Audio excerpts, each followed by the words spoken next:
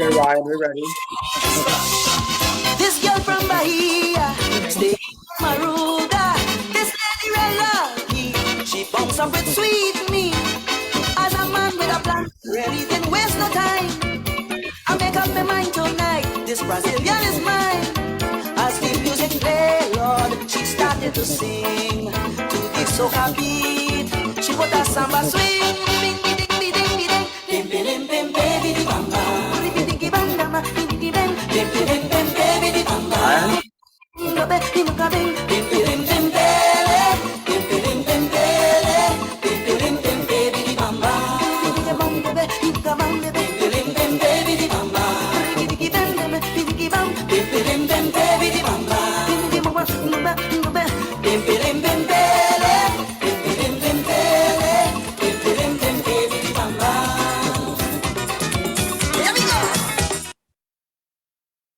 Ryan, are you still there?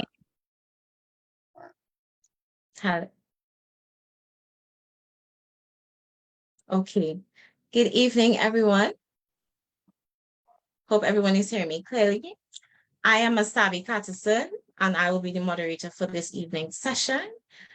This evening's session is being put on by the Tobago Civil Net, which is a registered non-governmental and non-profit organization. Their mission is to promote interest in strengthening and building democracy, provide or facilitate public discussion panels or other programs, such as what's happening here today, and to promote the work of existing civil society groups. They also facilitate social relationships, and they basically bridge the gap. They tackle all the areas that a society can handle on their own without their government, and following those footsteps. So this evening, the Tobago Civil Net is we are hosting a session called What is Your Gut Telling You? Okay, and this is brought by the Wholistic Awareness Tobago, which is called WHAT? This is a committee within the Tobago Civil Net that comprises of members of the Civil Net and non-members that have a common interest in raising the awareness of the holistic health in Tobago. In keeping with that mission, we are joined today by Mrs. Melissa Agbeko Walker. Okay, Mrs. Agbeko Walker is she is a health and wellness coach certified by the Health Coach Institute, also known as HCI, and the Institute for Integrative Nutrition, IIN, certified trichologist by the World Trichology Society. That's called WTS. She is also a gut health specialist. She's born into a health-conscious family. Many of you may know, if you're locals tuning in, many of you may have heard of the late, great Dr. Agbeko. Okay, that was her father. May he sleep in peace. And she would have had this basic naturopathic upbringing, surrounded by sisters who are also naturopathic doctors, raised by a father who was a medical doctor. You could understand the wealth of knowledge that we are about to be given. Okay, in her quest to help her clients achieve optimal health, Melissa also became interested in gut health. She realized that many health issues stem from poor gut health, and she became a certified gut health specialist. Okay. Melissa helps her clients improve her gut health through personalized nutrition and recommendations that she would have obtained knowledge from in her entire journey. Okay, which is again a plethora of knowledge, and we are so honored to be joined by her this afternoon. She continues to share her expertise and her knowledge with others who are also passionate about gut health and wellness. Her mission is to help people achieve help people achieve their health and wellness goals by providing personalized care and education on how to live healthy. So that being said, without further ado, we are about to just open our hearts, open our minds, open our ears, get our notebooks out for those of you who are listening. And let's be blessed by this knowledge from Mrs. Agbeko Walker. She's about to begin the presentation.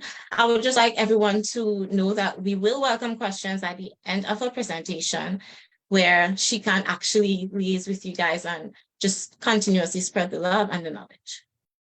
Okay, so without further ado, Mrs. Agbeko Walker, you can go ahead. Good evening, everyone, and thank you so much, Asabi, for that beautiful introduction. Excited to speak to you this evening on gut health because it's something that is very dear and near to my heart. So this evening we'll be speaking about 9 simple secrets to achieving optimal gut health in 90 days or less. Okay, so Asabi went through who I am already. So I'm a holistic health and wellness coach, a certified trichologist, a food scientist, gut health specialist, and I'm also a wife and a mother. All right, so why are we speaking about gut health anyway? Because basically gut health matters.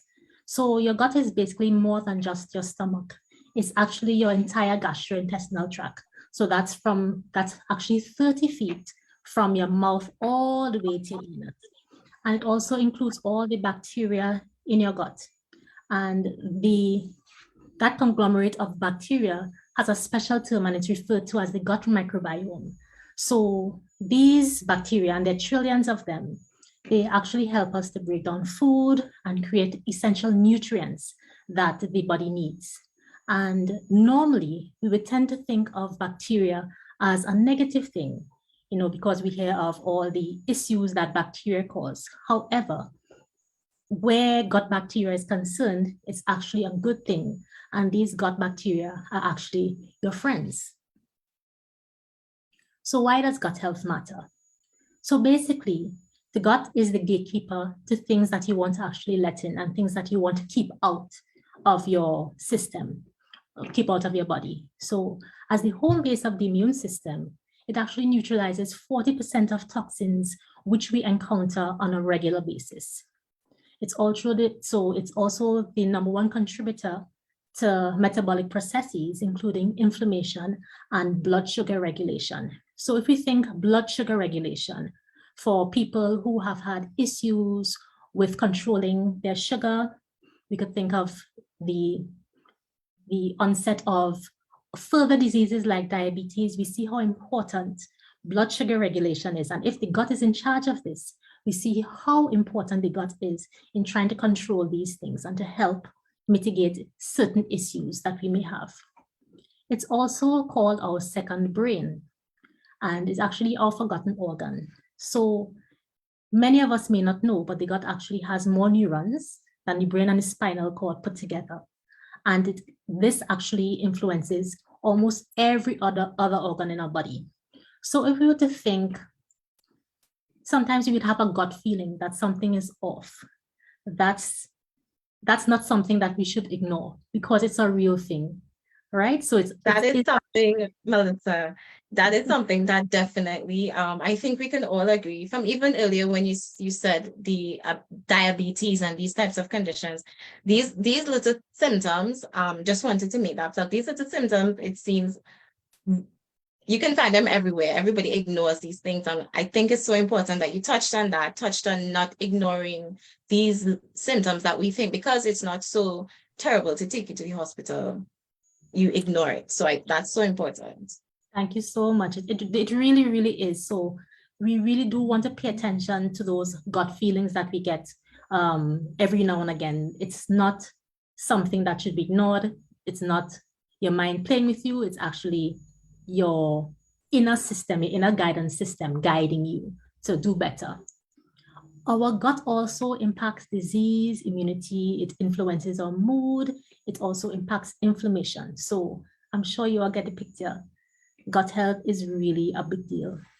It really is. And just one question that I'm not question, but just one thing that I would like to ask you to expand on is, how does inflammation feel to the body? Just for persons who might see diseases, immunity, inflammation, and not really sure of the multiple ways it can manifest in the body or appear, for persons to just get a better understanding of what inflammation is. So you just feel off, you feel different, so we have different inflammatory processes. I'll be going into them a little more. So I guess, so as I proceed in the presentation. No problem. No problem at all. All right. So we would think that our gut would know what to do, like a well-oiled machine, correct? But with everything going on, we have to realize that our microbiome that I explained to you before, that's the collection of all the microorganisms in our gut. The microbiome is a very, very sensitive ecosystem. And an ecosystem, we have different organisms living in harmony. All right. And many of us may not realize that this sensitive ecosystem is also very vulnerable to the foods that we eat and to the chemicals that we imbibe or we take in on a daily basis. So some of those chemicals that we imbibe or take in on a daily basis would include coffee, alcohol. Some of us are occasional drinkers. Some of us enjoy a good drink, drugs, different types of drugs, whether recreational or otherwise, or prescription, medicine, and different toxins. And we may not also realize that our guts are also impacted by stress. I don't know if many of you can relate to sometimes when you receive probably a piece of bad news, you feel it in your stomach first. I know that's where I feel it first. So our stomachs are very sensitive. Our guts are very sensitive. Bearing in mind what I said before, that it is like our second brain. So you don't ignore those feelings that you get when it's trying to tell you something, right? So when our lifestyles are unhealthy, this actually affects the synergy. It affects our gut bacteria. And sometimes we can lose some of our good bacteria friends and gain some not so friendly ones in their place once that synergy and that balance is upset. So when the microbiome becomes imbalanced, this can create a host of different problems for us. And these problems could be small problems or they can be big problems. So we're talking about the inflammatory processes. So let's start with the small ones. So first of all, indigestion. So what is indigestion? Those are basically those small, those annoying discomforts that we have, that we experience from time to time. So that would include gas. All of us have experienced some type of gassiness, bloating, diarrhea. Sometimes depending on the severity of the gas, I always make the joke that if your gas could fell a small elephant, then what you have eaten may not agree with you so well. Right? I'm sure everyone can relate. Yeah. Definitely. And I think we've become so accustomed to experiencing them that they become chronic or daily disturbances. And one thing that we all do on a daily basis, or we should be doing on a daily basis, is going to the bathroom. So going off, pooping, defecating, whatever you would like to call it, right? But sometimes it's not always pleasant, some of those experiences, right? And what we have to realize is that our poo, I would refer to it just generally our poo is actually information. The size, the shape, everything. It gives us information of what exactly is happening on the inside. How is our digestion? Is it off?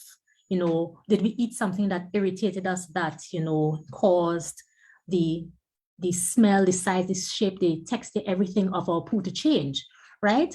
So what I would like you to do is to notice how after different types of meals, your poo changes, right? And that is for a reason. All right. There's also food intolerances and allergies. Many of us think that, oh, well, probably my mom had allergies or my dad had allergies. So, I have allergies. But again, these might ebb and flow and grow over time, just depending on how what on the state of your gut. Okay, and I know a So lot we are basically Sorry? our first line. We are for our first line of defense. We are our first doctors. We are supposed to be Correct. monitoring what goes in, what comes out, and not be ashamed, but use it That's from an right. educational perspective. From an educational standpoint. So you are able, so if there's any disturbance and you were to go to the doctor, you should be able to tell a doctor, okay, this is what the consistency of my stool is.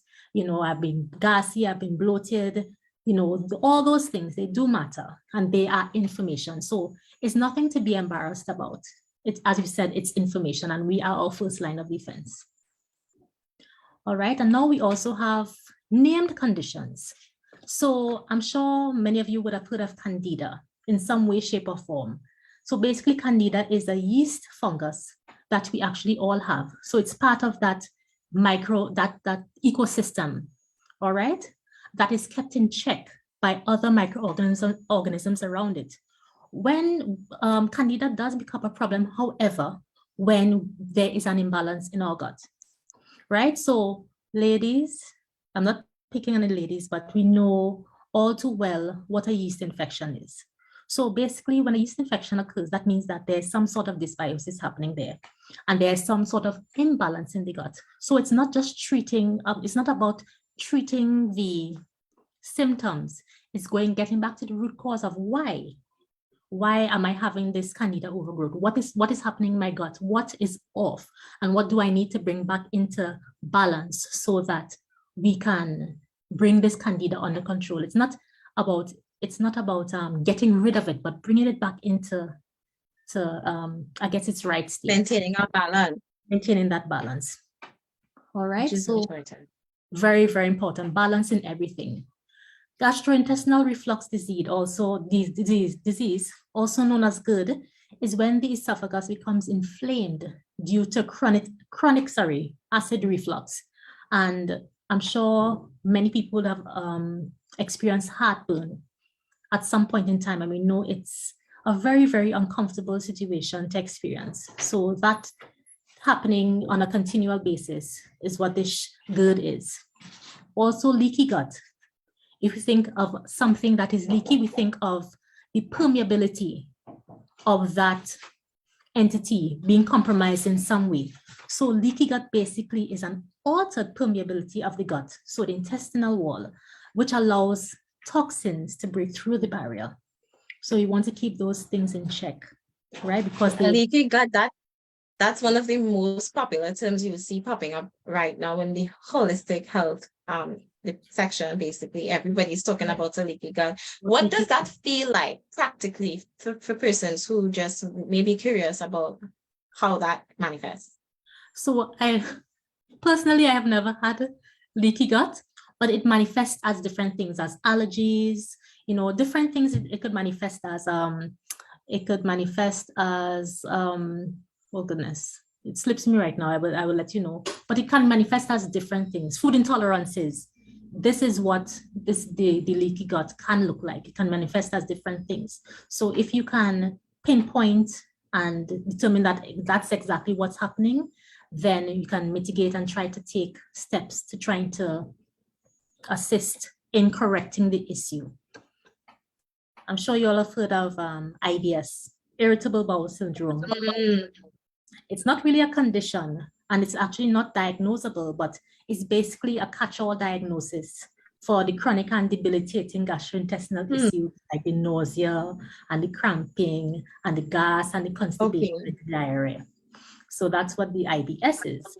Very IBS common. is different. Yep, very common, very common. So I'm sure many of us could say that we probably have IBS, right? But the IBD is a little more serious. And it includes things like Crohn's disease, which is a chronic inflammation of the digestive tract. And then that's a little more diagnosable, but it's much more serious than the collection called IBS. Okay, and there's actually no cure really, but just management, medical intervention, which would actually help to treat that those issues. right? Wow, I see that you have it at the end, which I hope means that persons need to be paying attention to all these other symptoms above before it gets that bad. Correct. Because if it's not Many of the treatable, things we don't want to get there. correct. And we don't realize that many of the issues that we experience actually stem from an imbalance in the gut. So that is where we have to tune in and pay attention to what is happening. And I'll go a little further a little later in terms of how you're eating. All of those things affect how your food is digested, how you feel, how it's assimilated, everything. There's one of them that's not on the list here that I would mention also, and that's SIBO, and that is a small intestinal bacterial overgrowth.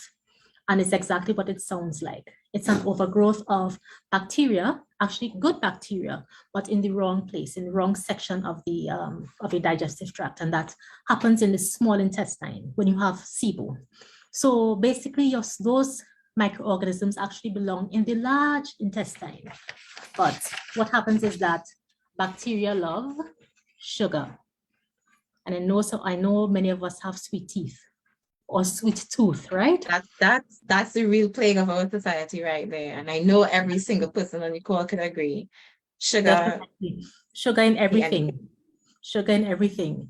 So when you sometimes you see people walking around and they are very bloated from the top. And we could mistake that for a high stomach. And we accept that we have a high stomach. I've always had a high stomach, not realizing that, okay, this high stomach may be something else that needs to be addressed a little more urgently. So basically what happens with these bacteria is that then when they feast on the sugar that enters the small intestine, it causes a host of unpleasant gastrointestinal symptoms, like the ones we discussed earlier, so the bloating, all of those things. So we see how sugar and bacteria are linked, and what we probably may need to do to sort of offset the issues that we could encounter. So we're not actually going to go into detail about the conditions, but if you are interested, I would definitely encourage you to research them and do some more research on your own. But our main focus today is on how you can optimize your gut health by creating a strong microbiome, and so that you can create balance and help prevent some of these conditions from occurring. So when it comes to gut health, the goal is actually to repopulate the good bacteria and to diversify the species of bacteria in your microbiome. So the more species that you have present, the better. So in other words, you want to build your gut portfolio. All right? Because what happens is that when you have low diversity, your susceptibility to diseases and other upsets increases. So you want to make sure that you have as diverse a microbiome as possible. And that I will discuss how you can do that. So you want to build your gut portfolio.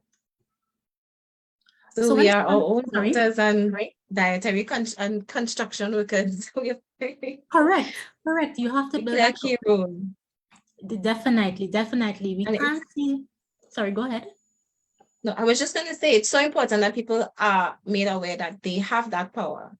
Yes, the doctors are obviously extremely important and serve a key role, but this is so key to show people how much power we have within healing ourselves and actually just paying attention to these signs. So again. And if we do it that way, then it makes the physician's job a little easier. If we know ourselves, if we know our bodies, if we take measures, preventive measures to ensure that we don't or we mitigate these issues, then we realize that we don't get to the stage of it being chronic, where we'd have to have medical intervention to actually correct the issue. So when it comes to gut health, awareness is very important, and awareness is your ally. Gut health is actually very complex, and it's like the Wild West. But, with that being said, you do your best with the tools that you have at hand. So here are 9 tips for optimizing your gut health, because awareness is your ally. So the first tip is that you want to listen to your gut. And your gut will always let you know when it's unhappy.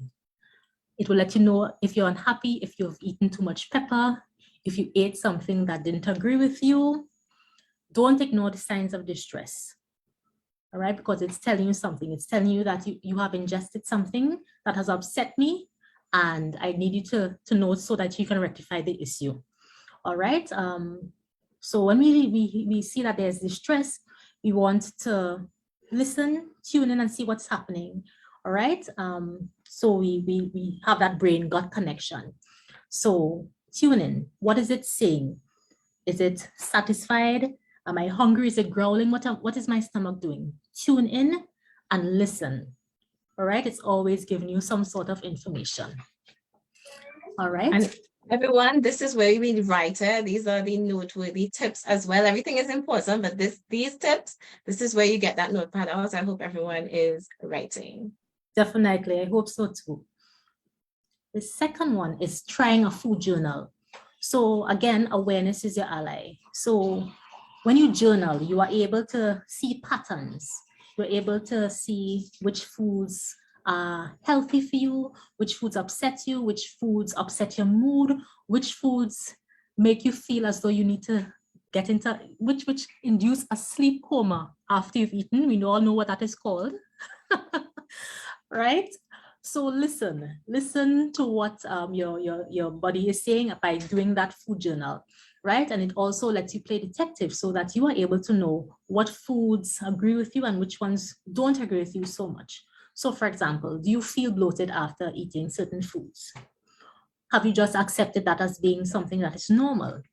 What foods make you feel good? Do you feel energized after eating? What foods make you actually feel sick afterward? I've heard some people doing some things, they know definitely that they're allergic, for example, to shellfish, but they take preventive measures ahead of time by taking something that will prevent the onset of issues. Yes, we all know somebody because they must enjoy the seafood, right?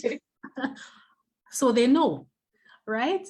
So for that reason, you must play Sherlock so that you can see those patterns by journaling. So journal what you've eaten for breakfast, how you felt afterward, what snack you had, how you felt afterward, what lunch was looking like, how you felt afterward.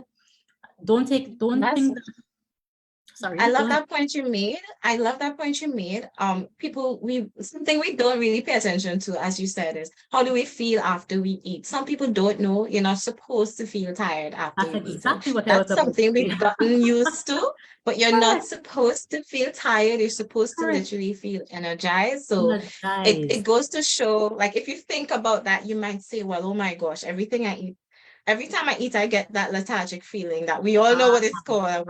Oh yeah. So yes, that's so important to stress. Very, very important. Thanks, Asabi. So this is an important piece of information that we should focus on a little bit more. So try the food journal for 2 weeks. What did you eat? How much? When? How do you feel afterward? And how you felt later? And look for patterns. As I said, play detective so that you can not self-diagnose, but know yourself better and how you respond to different things. All right, so I'm sure you've heard of long terms like lactobacillus and bifidobacterium. So basically these are probiotics and your body loves these living organisms because these are the same good bacteria that you have in your gut. So basically probiotics are widely available online and in stores for anyone to purchase, but the doses vary if we're talking about healthy maintenance versus someone with gut health issues, right? So if you're experiencing any type of gut issues, what I would do is strongly recommend that you consult a medical professional and seek their advice about probiotic supplementation before you go and self-medicate, not knowing exactly what is happening. So always remember though that a probiotic supplement wouldn't override a poor diet. So that those things are which are in your control, you control. So you build a foundation, a good diet, and then you work your way up. So you don't just go and buy a probiotic because you feel you're gassy and you think even if it's over the counter, you don't just go buy a probiotic. Correct. It may exacerbate the issues that you're having, and then you would say, "Oh, the probiotic didn't work." You know, sometimes you have to clean up first, clean up the diet first before you actually add these things, and that's important. So you see what probiotics do. They help prevent obesity and diabetes. They improve your mood and your physical health. They regulate fat absorption, and produce very important vitamins that we need. So these are fermented foods, and I love fermented foods because they are a very practical way of introducing probiotics into your diet. So basically, fermented foods contain a whole collection of bacteria, which makes them more digestible. So basically, the bacteria have done some of the work in digesting some of the material in the food so that it's even more digestible for you. And they also create byproducts which are actually healthy for your gut, right? And they are a great addition to the probiotics which already exist in your gut. And this is so, so important. So I'm sure some of you would have heard of kefir, kombucha, there's yogurt, there's sauerkraut, there's kimchi, there's natto, and there's a host of other fermented foods that people may not be familiar with. So for example, in Ghanaian culture, because I'm part Ghanaian, there's something called banku, and banku is actually fermented cornmeal dough. So it's cooked like kuku, it's actually called banku, but it's actually fermented before. So it breaks down some of those sugars which are present in the cornmeal, right? So when you eat it, you feel different, you feel energized, you feel alive. It's an acquired taste if you're not accustomed to eating fermented foods, but it's not something that, you know, it's unpalatable. I love fermented foods and I love banku. I think my palate is accustomed to eating adjusted. No, but I think that's so that's such an important point that you just touched on, that you are half Ghanaian. Yes. And about the meals that they would consume there, the meals that we have long forgotten. The bridge needs the gap needs to be bridged. So that is so important. I think these things are new to us. I'm sure some people are familiar with some of the terms, but I myself have never heard of kefir. Yes. So this is really interesting. Thank you so much. Definitely. They're not difficult to make either. But what I would say about fermented foods, though, is to start slowly. Sometimes in our quest to be very healthy and to on excitement, we tend to start off and do everything. But sometimes it's better to just start off slowly. And in starting off slowly, this actually helps to give your gut time to adapt to all the good bacteria. Otherwise, you just have a flood of everything coming in, you know? So what I would say is, whatever it is, whatever fermented food that you're ingesting, start with a few spoonfuls first and then increase gradually. All right. So what may happen initially is that these foods may make you gassy initially if you have too much at once. You know, if you don't work your way up to having larger portions. All right. So I think that's very important. Again, it seems that you happen something so important about maintaining balance.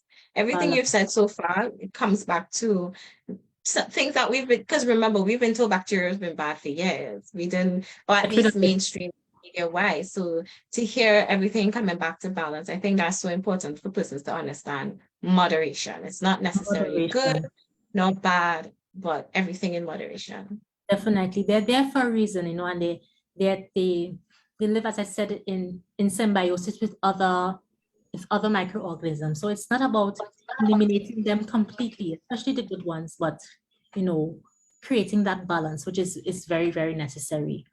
So crowding out, what does crowding out mean? So it basically means, you know, you see I have donuts, and I think a cookie there represented on the screen. We all enjoy these things occasionally, right? Sometimes, as I said, in our quest to attain health, we sometimes cut these things out cold turkey. But we don't want to sometimes cut them out cold turkey because the body will crave things. And sometimes when the body is craving something, we sort of go overboard in ingesting them. I want it and I want it now, and I want to have everything, you know? So it basically means replacing the not so gut-friendly foods with more gut-friendly foods. So in terms of foods, if we were to think of the standard American diet, and the acronym is SAD, so we know what we're talking about, right? So the sweet stuff, you know, simple, refined, artificial sugar, high fructose corn syrup, these foods. And that's why I always stress to people that's important to read your labels. Read what you're ingesting. Don't just take something because it tastes good. See what you're putting into your body and see how it may be affecting your stomach. See how you feel after eating these things. You know, we eat a lot of. See what your gut is telling you. Correct, definitely. You know, many of us eat excessively and a lot of empty, simple carbs. Many of us eat out of boredom.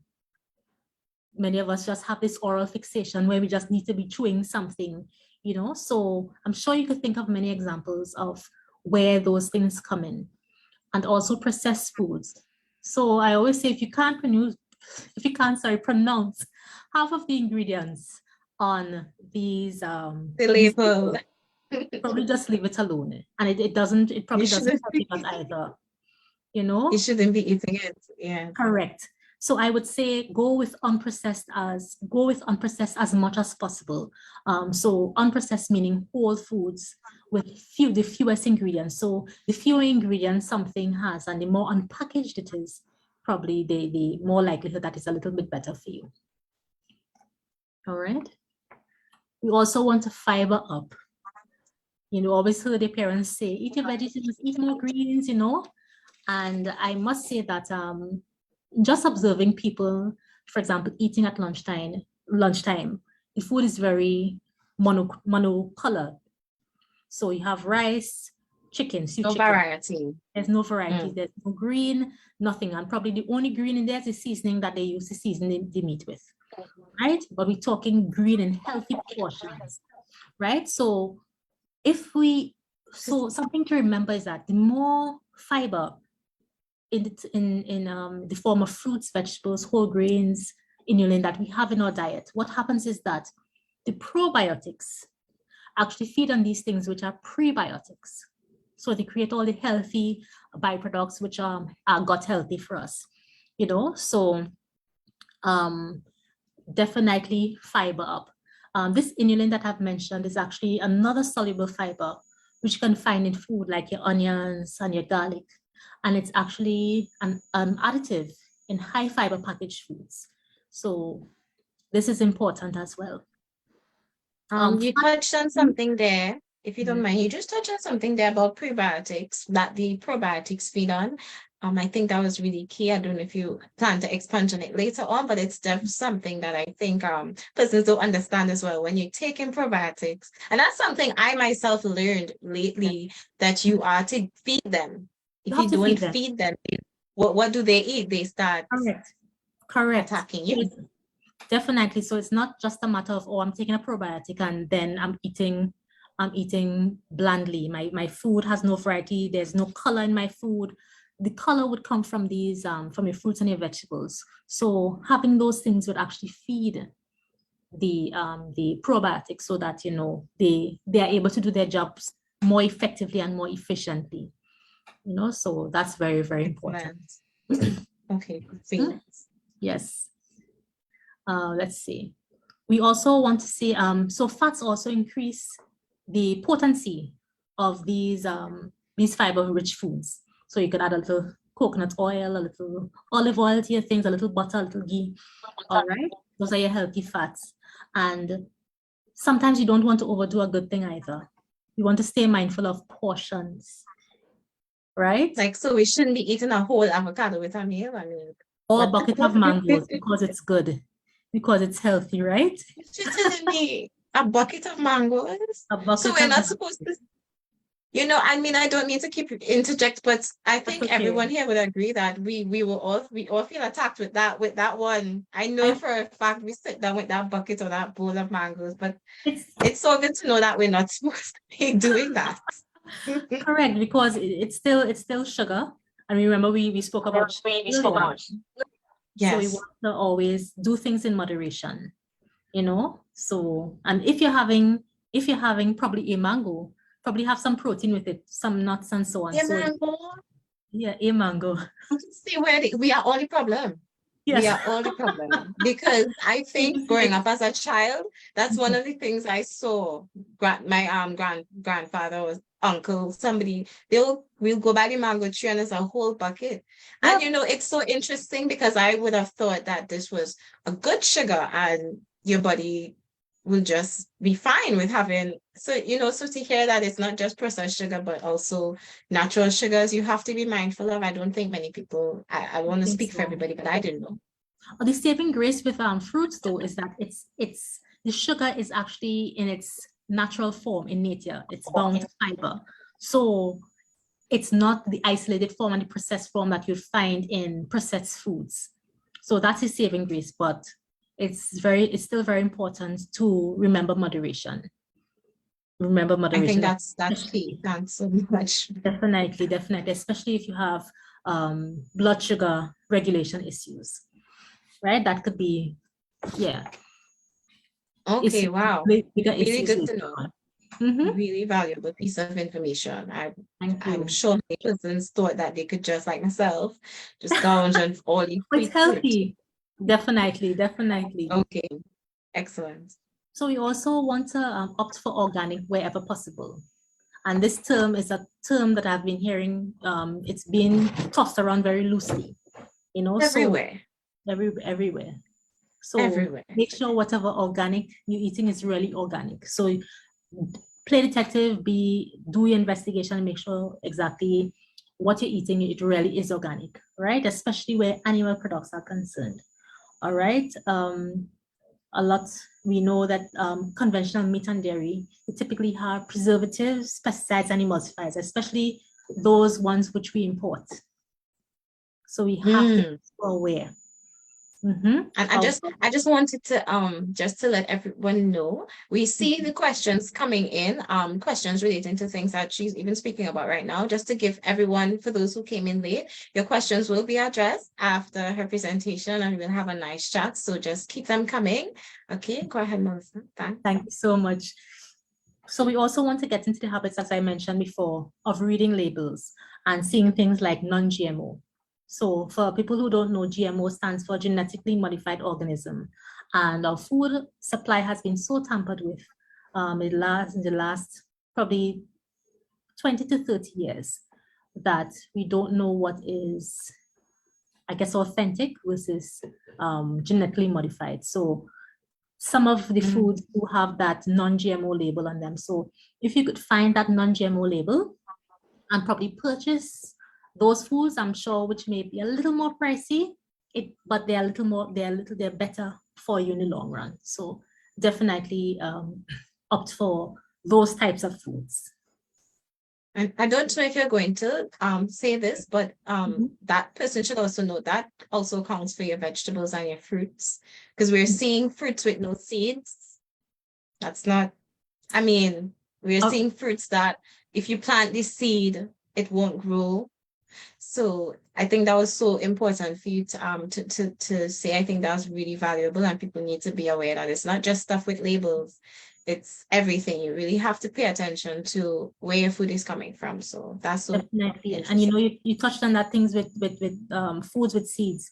All fruits that I know have seeds. So to have something that doesn't have a seed, how does it reproduce? The mere fact that we are human beings, we have seeds, and that's how we ensure the continuity of our species. How do you ensure the continuity of a species if there's no seeds? If you understand where I'm coming from, that's a topic for exactly. There are so many things that you touched on tonight that I could see the series is going to go on for a while, because there are so many layers to everything that you've said tonight, and this is just to spark person's knowledge and interest, and I look forward. Thank you. So the next one is we want to reduce the use of toxins. And something in the last, let's say, the last 2 years, where we had the pandemic, sanitizers were a big thing, and we over sanitize, and we don't realize that our skin has natural microorganisms which protect us. So if we're over sanitizing, we're not just destroying those things which we come into contact with, but also the resident microorganisms on our hands, you know. So over sanitizing has become an issue. Yeah. So the hand sanitizer, yeah. Too much. Yeah, we too much of want to a pay good thing is attention. not so good. We want to pay And attention to where the knowledge is coming from. That's so important. They definitely, got this, everyone was told by organizations to make sure and sanitize, but no type of caution was given. And you're correct. right. I And it's think okay to we all went sanitize, crazy. but we all went crazy because we are so afraid of germs and bacteria, right? So we have to be so mindful of having information, yes, but understanding it in a broader sense. You know, let me just break down what NSAIDs are. They're non-steroidal anti-inflammatory drugs. So these are things like your painkillers, your ibuprofen. So we have become a society that at the sign of any type of discomfort, we medicate. For example, if somebody has a headache, for example, instead of saying, okay, instead of going back and tuning in and asking probably what happened in that day. Did I have an argument with somebody earlier that day? Did I drink enough water? What is happening? We are quicker Are to you reading without glasses? What's that, sorry? Yes, correct. Are you reading without glasses? The eyes? What could have brought on this headache? So, as I said, we have to play detective and become investigative as to why this headache may be happening. And it could be something as simple as you're not having drunk enough water for the day. You could be dehydrated. You know, so adding a non-steroidal anti-inflammatory drug on top of that to offset the pain that you're having, you sort of probably cause more issues. So my go-to is always drink some water. Drink some water because first, then. And not because you're not feeling it doesn't mean that the problem is not there. That's Painkillers just numb the pain, but the roots might still be there. Correct, definitely. And another issue that we have is antibiotics, which we tend to overdo. Antibiotics for everything. But the thing with antibiotics is that some of them are broad spectrum antibiotics. And what they do is that they get rid of good and bad. So nobody's safe. You know, so then after you've gotten rid of it, after you've gone through a course of antibiotics, how do you replenish what has been lost? Do we even replenish what has been lost? How do we do that? You know, so these things are very, very important. That's actually, I think that's really important. If you don't mind going deeper with that, because I feel like I have memories of taking antibiotics. I don't think they ever gave me anything after that. It was just antibiotics, it's done and it's on your way. You're on your way. So that's right. How do we even go about fixing something like that? So we know that the antibiotics they're necessary and important in terms of, especially in cases where things are maybe acute, you know. But what happens is that many times they are actually overprescribed when they're actually not needed, you know. So if an alternate exists to take care of an issue, then I definitely would encourage you to explore that alternative. Okay. And you know what? All of these things affect the gut microbiome. All of these things. Antibiotic. Yeah. Everything. Yeah. Of course. Definitely. And it upsets the good and bad balance. So sometimes you may have an issue and then you realize that you develop a yeast infection afterward. Because it is for example, Candida, it's an opportunistic pathogen. So if you've taken away all the good bacteria, there's nothing there to keep this Candida in check again. So then you have the overgrowth of the Candida. Now you're telling me I have a yeast infection. Where did I get it from? So you're saying that even after someone takes antibiotics orally, a female, a woman, in this case, it can cause the Candida elsewhere to be off balanced. So everything is connected. Wow. You see how close your gut is to your reproductive system. Yes. we're not different silos. Everything works synergistically and everything is connected. So an imbalance somewhere affects the balance somewhere else. So it's not that you don't ever take these antibiotics, because as I said, they are necessary in certain acute cases, but you have to be mindful of how do I replenish what is lost and how do I bring back balance to the imbalance that was created, if that makes sense. So again, no, of course, and again, you've been talking about balance, and for this entire session, it all comes back to maintaining a healthy balance. So I think that's been clear, and that's really interesting. Yeah. Thank you. Now this one I love, eating mindfully. Eating mindfully, and it's very great in theory, but if you were to sit down at lunchtime and just observe people eating, what happens is that there's no mindfulness, you're not seeing, you're not actually looking at the food, you're taking up the food, you're chewing 1-2 swallow. You're not actually taking time to chew, break down the food, taste the food, enjoy the food uninterrupted. In that, after you've eaten, you're rushing, you're driving and you're eating, you are distracted and you're eating. All these things upset, how you feel and how your food is broken down, how it's assimilated. Many of us don't chew our food. We don't chew our food. We're eating in front of the TV. We are so caught up with what is happening. Scrolling. Yep.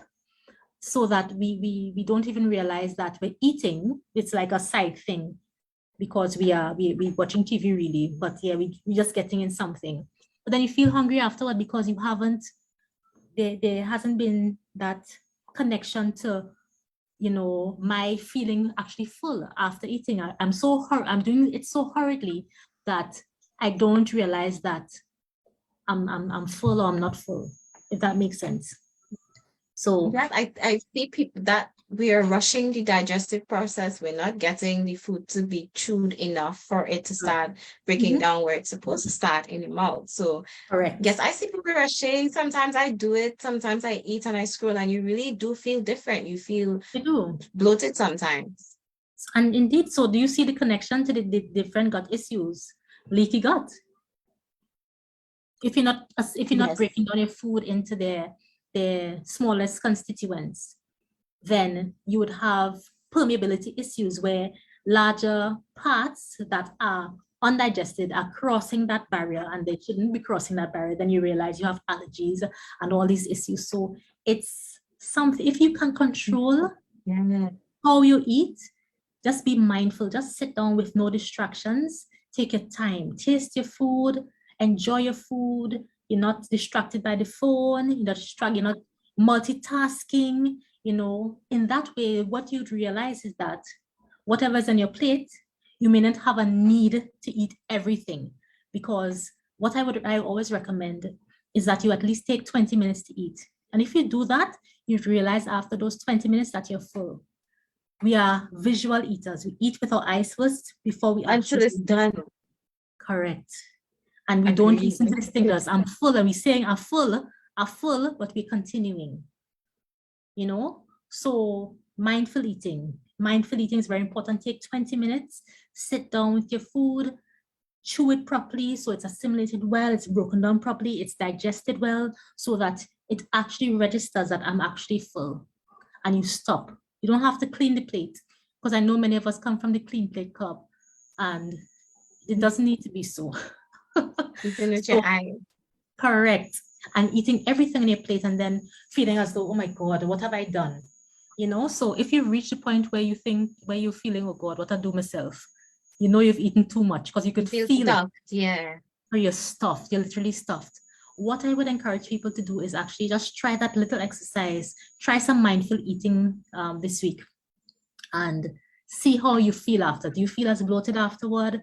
How do you feel after you've actually employed mindful eating? I think that's very, very, very important. And this is a bonus because I had 9 tips, right?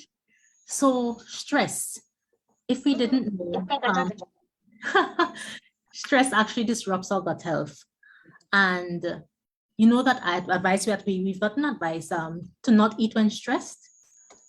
The reason is that your body can't digest that easily because it's preoccupied attending to other issues. You know, when you feel it, so when you're feeling upset, when you're feeling emotions like you're sad or you've gotten some sort of adverse news, you know, that stress, trying to eat during that time is not the best thing, right? So remember our bodies and our brains are connected, right? So we always have to listen to what is happening. I love this bonus tip. Thank you. We need a whole workshop on stress alone. Yeah, definitely. And many of us are stressed and don't even realize it. And sometimes because we're stressed, especially those of us in high stressed jobs, we don't eat. Either that or we tend to go in the opposite direction, eat a lot, you know, and it just upsets everything and realize our food is not digested properly because of it. So as I said, tune in again. Don't forget to tune in and see exactly how am I feeling. You know, do I need to be eating now? What do I need to do? What self-care do I need to employ to get over this issue that I'm having? So I want you all to de-stress. And to de-stress, you create that atmosphere, a lovely atmosphere, space to relax and unwind, especially those of us who work and then we are parents afterward. You want to be able to have that space where you can unwind, have that space in between finishing work and then dealing with family, have that space and probably just 10 minutes to unwind and slow down so that you can, you know, switch modes, right? And you'll be amazed to know that how much time opens up when you slow down. And yeah, the point you make about stress, just this entire point actually, being in the fight or flight mode, it's not fight, flight, or eat. It's literally either or. So your body, like when you're stressed, your body is in survival mode. And as you said, some people don't even know it. You're sitting there and you're jittery, your leg is popping like this. People, oh, I have anxiety. No, you're stressed. Correct. It's not natural to be bothered like that, you know. So your body can't focus on digestion. So that's so important for people to understand. If you're stressed and you're eating, it's not going anywhere. Definitely. And I would just expand on that, Asabi, to get back into the parasympathetic mode, that rest and digest state. You want to slow down, you want to do things like deep breathing, grounding your feet, you know, just sitting comfortably. You may just need about 5 minutes and doing breathing exercises so that it brings those stress levels down. You feel different, it calms your nervous system, and you are able to now, you know, be able to now conquer the world, if that makes sense. No, you have to shake it off. In a better state, you know. So I think that's very, very important. So getting back into parasympathetic mode with breathing exercises, I think that's very, very important. And that's a really important term for everyone to know. It's parasympathetic or rest and digest. Yes, it's so important. It's one of the notes I think everyone should familiarize yourself with. Yeah, definitely. And I have another tip for you, is to look into lab testing. It will give you a snapshot of exactly what is happening in your body. So if you have gastrointestinal issues, I definitely would say look into lab testing, talk to your doctor, and look into alternative tests as well. You know, like testing for food sensitivities. So we may be sensitive to something that we may have traditionally consumed, but we don't know we're sensitive to it. So if we know it and it's affecting us and we don't know it's affecting us, so doing that food sensitivity testing, I think is very, very important as well. All right, so I know that was a lot of information, but I hope it was informative. It was wonderful. Thank you. You touched on being your own detective. I think that was really important. Just a brief recap. You touched on being your own detective and paying attention to what is going on with your body. What is your gut telling you? keeping a food journal. I think that was really important. I'm just telling you some of the key takeaways that I really appreciated, and I think everyone will as well. Keeping a food journal that's a really unique tip. So you have to do the work. So thank you so much for that.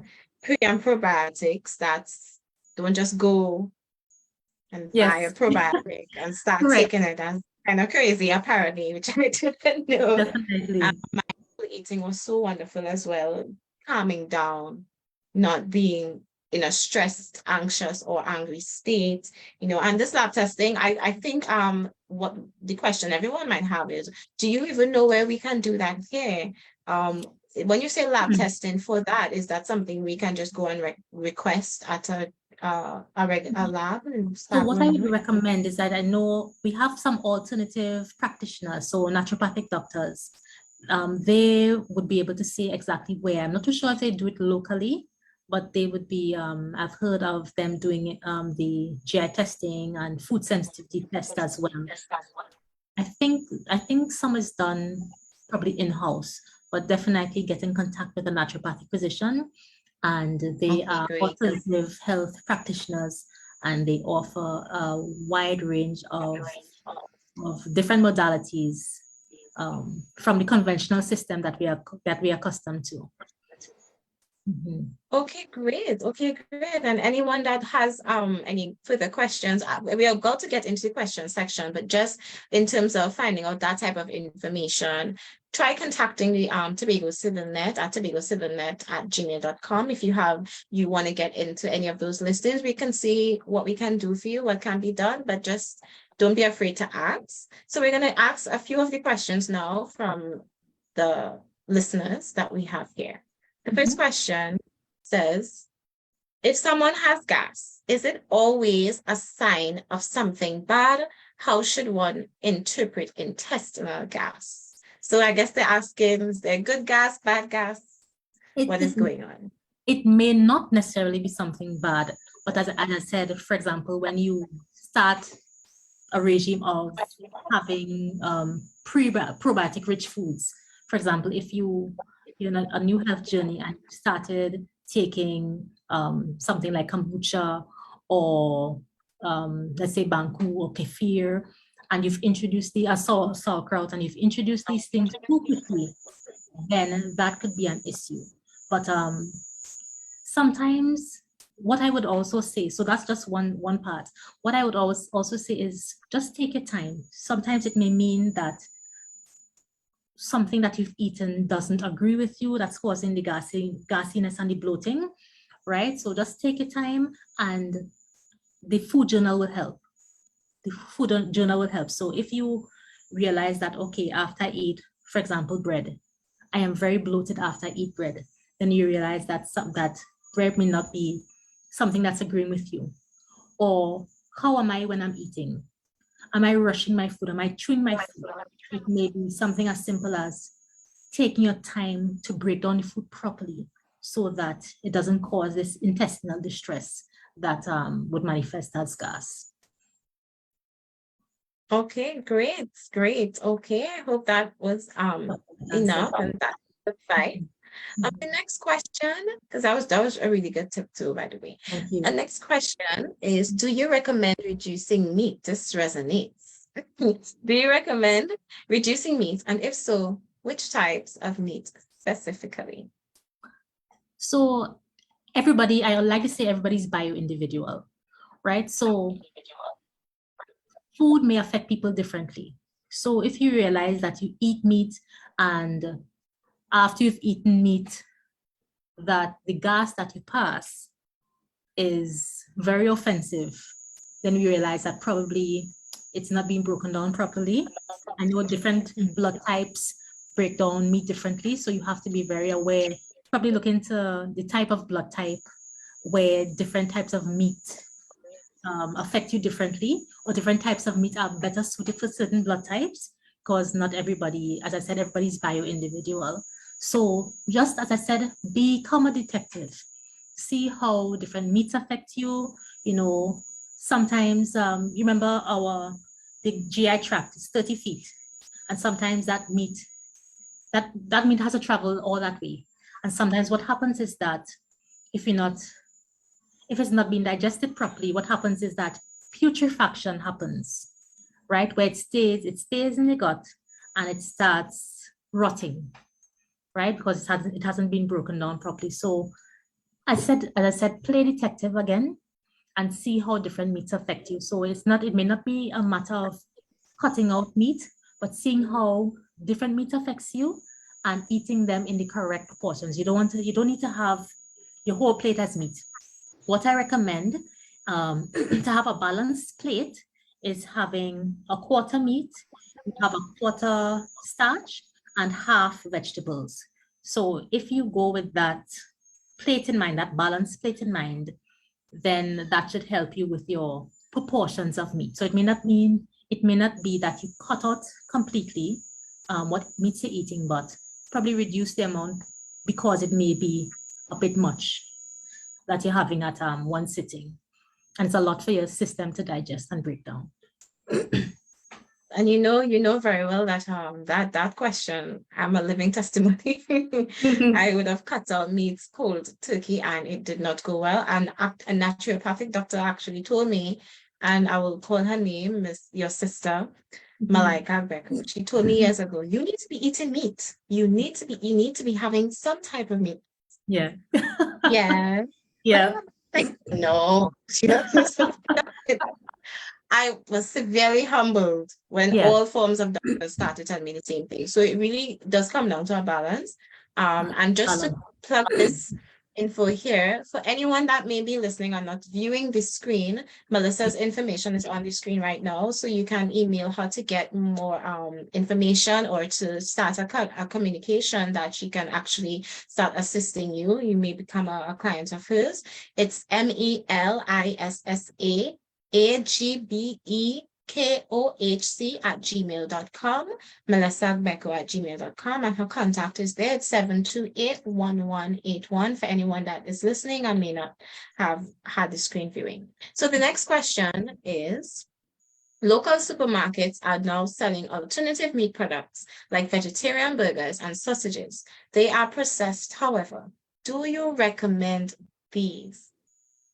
So I always do recommend, first of all, reading your labels.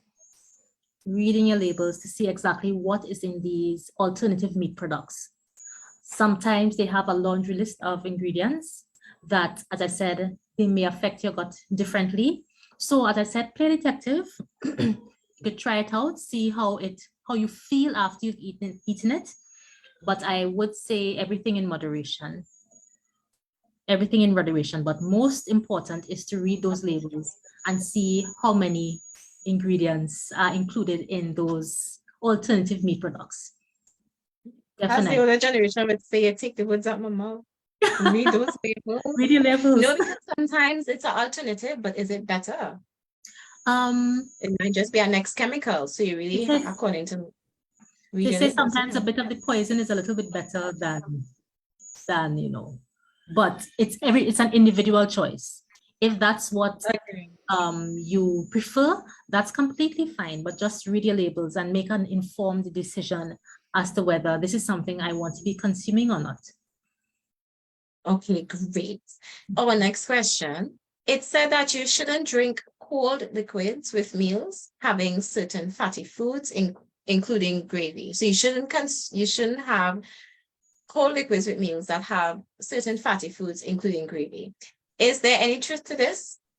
Is there any truth to the risk of this?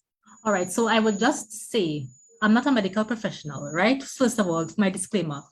But if you look at what happens to fat, different types of fat, for example, if you cook, let's for argument's sake, you cook stew pork, right? And then you put it in the refrigerator and you go back to the refrigerator after probably an hour or two. If your refrigerator is working really well, you see that the fat has settled to the top and it's hard. My theory is that if you drink cold water and you're having these types of foods, then I don't know, something similar may happen. As I said, I'm not a medical professional, but that's the argument. So I mean, it makes sense. It seems very logical. It makes sense. Yeah. So Because we're talking clogged arteries and these things now, right? There you go. When it takes those types of particles to your There you bloodstream. So that's, I guess, everything in moderation again. Everything in moderation. Our next question, does removing gluten from your diet improve gut health? So many people have gluten sensitivities, and the type of gluten that we are exposed to now is very different from the ancient grains that our foreparents used to use. A lot of it is genetically modified, and it affects our bodies differently. So it's also it's again a matter of seeing how you respond to eating foods that are have a high gluten content. So as I said, play detective again, see how your body responds to eating whatever it's pasta or bread, that are traditionally made with wheat, which has gluten in it. It's not the same form of wheat that that would have existed years ago. It has been modified to have a higher content of gluten. So we just have to be mindful of those little issues. Excellent. Excellent. How does our food culture impact gut health that leads to poor general health? It's a good question too. I think we're a culture that is very heavy on carbohydrates, right? And we spoke about sugar. So in one meal, for example, let's speak about our traditional Sunday lunch. Our Sunday lunch would have macaroni pie, potato salad, rice. I'm calling all carbs here, right? Which would require us to go into sleep-induced coma after we've a food-induced coma, after we've eaten it, because it's so much for the body to process and to break down that there's no other choice but to put you to sleep to sort of break it down. So creating balance on our plates. As I said, if you would employ that balanced plate to the Sunday lunch, you'd have a quarter protein, a quarter carb, and half green. Many times the green on our plates, especially on a Sunday, is a garnish. A garnish. So we want a little more than a garnish on our plates. Yeah, you want a little more than a garnish on our plates. So it's about creating balance. You don't have to have all the food at one time. You can have it, but regulate how much, because what happens is that sometimes when it's broken down, especially these starch is broken down to sugar. When you have that influx of sugar in your system, you remember we spoke about small intestinal bacterial overgrowth, where the good bacteria escape into the small intestine, and that sugar, they like that sugar. That's when they start breaking down that sugar and they start fermenting it and creating that gas. So you have to be mindful of how much you're eating, because our culture, we like large portions, and especially large portions of starchy things. So it's, as I said, creating a balance. Yeah. Creating balance. You answered multiple questions with that, because that was actually one of the questions about portion sizes. And that's something I think we have trained ourselves really bad with. So according to you, we need to get those greens, we need to get those bhaji and the callaloo and these things. Okay, next question. Someone asks if certain foods like shellfish upsets the stomach, but they like it very much, if it's healthy to prepare it themselves so that they can consume it. So if they're asking if I prepare it myself, but it upsets my stomach, if I prepare it myself, if I figure out a way, is it safe to do that? So listen to your gut. Your gut is telling you, I don't like shellfish, even if you prepare it. But as I always say, don't ignore the signals that your body is giving you.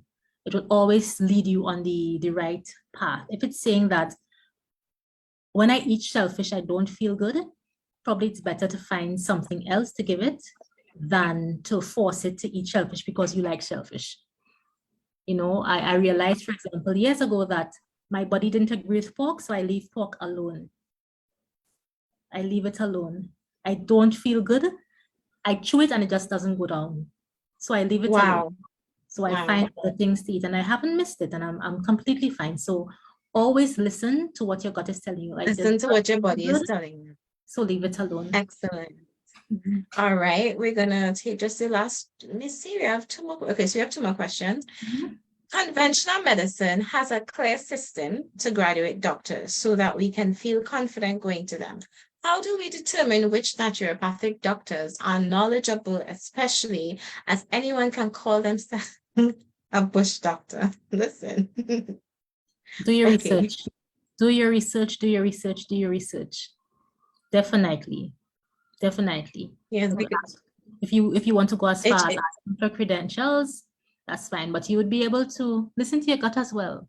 Is this person telling me, does this person sound knowledgeable? Is this person credible?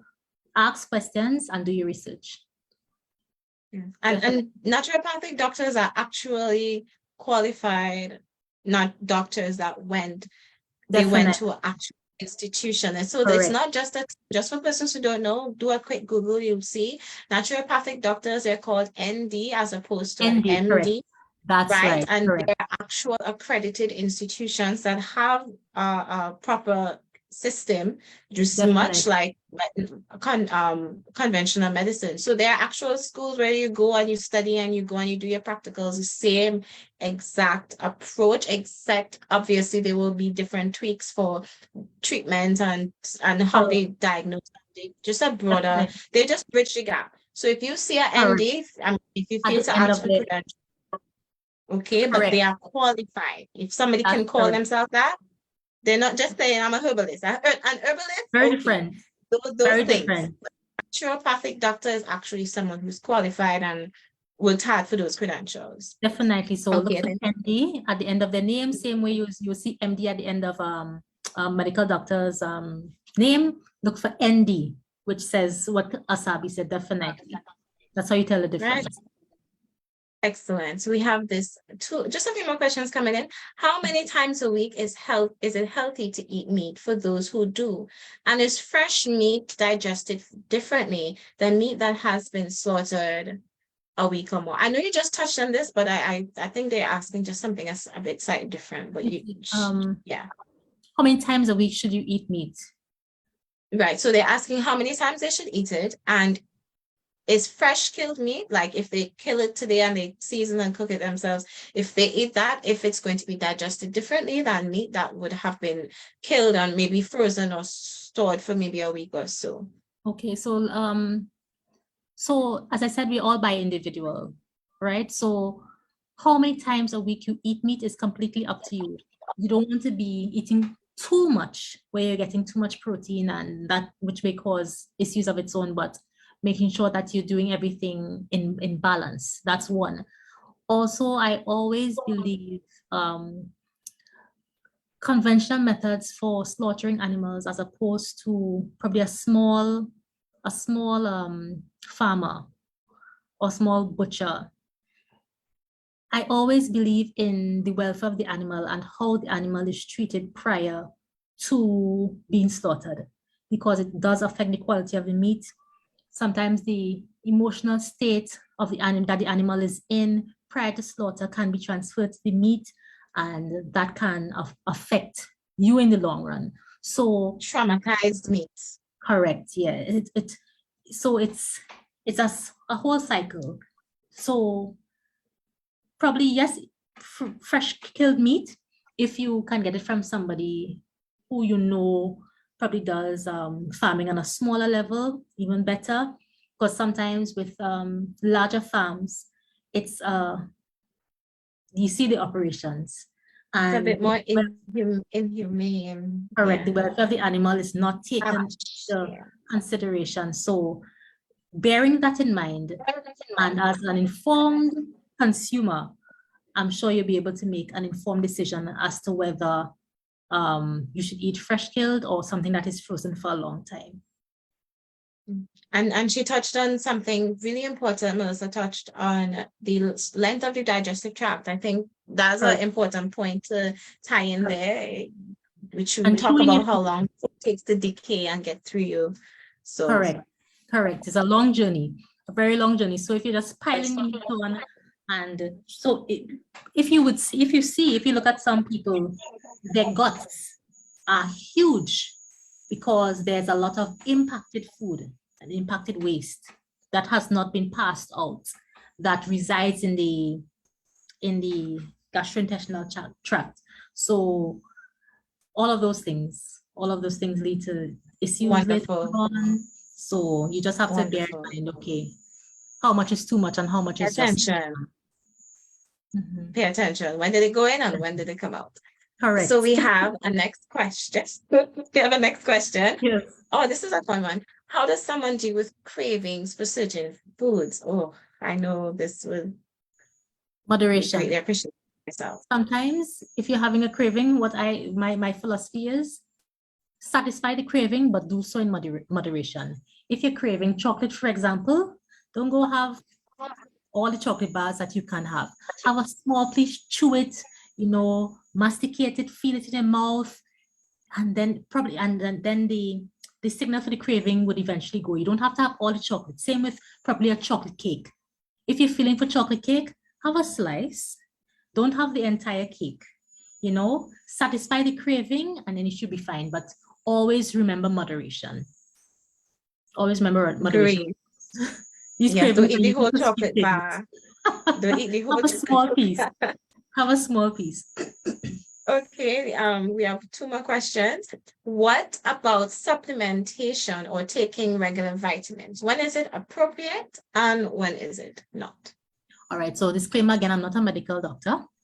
So I would say though that our foods have, all right, so the soils in which our foods are grown, especially our vegetables, have become depleted over time, which has depleted the nutritional value of the foods, so that supplementation has become necessary to replace those nutrients which have been depleted in the plant. So I always advise you go to a medical professional. Probably some blood work would show that you're deficient in certain things, but definitely speak to a medical professional, bearing in mind that the foods that we eat and the soils in which they're grown are not as nutrient rich as they used to be. And, the foods that we feed our animals are different from what we used to feed them. So take a supplement. Take a supplement. Take a supplement On the advice of your doctor, of course. Of course, and according to Melissa, do your lab test, see what is going on in your blood, be your own detective, invest in your health and do that lab test, get that work done, see where your levels are at, and then you could take those results to your caretaker, your medical professional, and we'll be able to better guide you. Find out from them what you need, because I know certain minerals need certain vitamins. You can't, they go together. So that's really wow. Okay, how often a day? Well, we touched on this. How often per day should adults have bowel movement? So I would say some people go once a day, some people go 3 times a day, some people go once every few days, some people go once a week. So I would just say that you don't eat once a day, we eat several times a day. So as often as we eat, we should be going. That is just my that's what I understand, as often as we eat. So that there's an issue if you're eating, but it's not, the balance is not there, where the number of times you're eating does not equate to the number of times you're going off.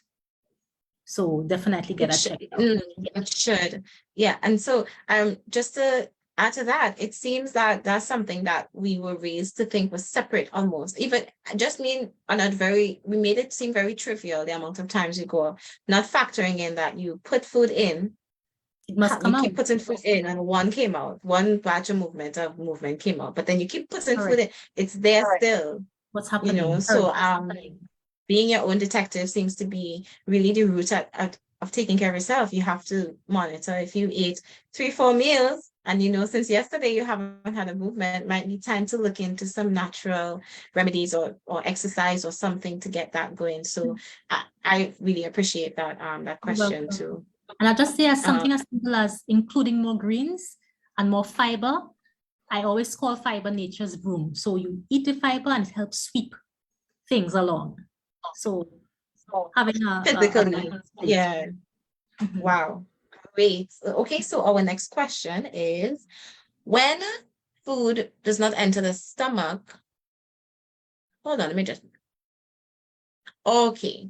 So when food does not enter the stomach and can be easily regurgitated, what may be the cause? What comes to mind there as that could potentially be happening? It enters the stomach. Is it that they're bringing it up? Yeah, they said, and can be easily regurgitated. So it seems that when the food maybe it's not going all the way down, with food it says when the food does not enter the stomach and can be easily regurgitated, what may be the cause? So it's not going all the way down and it's coming back up. So I'm honestly not too sure what that could be. Probably they should see the medical professionals to ask exactly why. Definitely. It could be a few issues that may be happening. And I'm not in a position to diagnose anyone as to what may be happening there, but it could be a few things happening. But definitely go with your medical professional and do some investigation, explain to them exactly what is happening so that they can better guide you and put you on a course of treatment.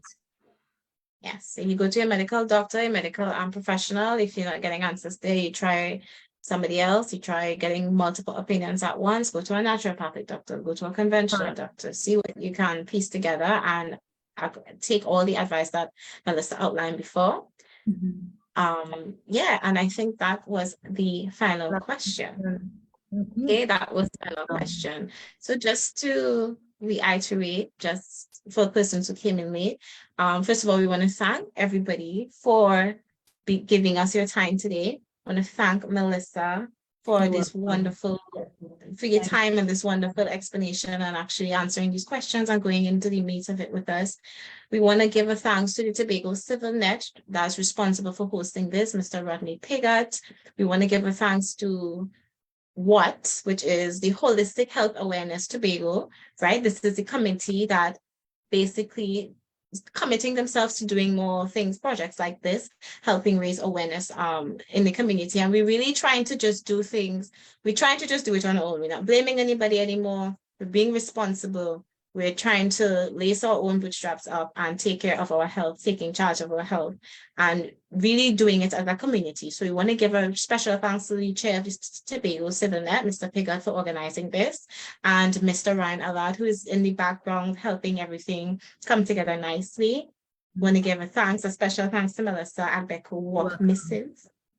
You're Melissa welcome. Agbeko. Yeah. And thank you so much to all who would have tuned in and given us your ears this afternoon. You can pay attention to the social media pages of the Tobago Civil Net to find out more about the series going forward and the schedule. And we have a lot more fun info coming up in the future. So please don't be afraid to tune in.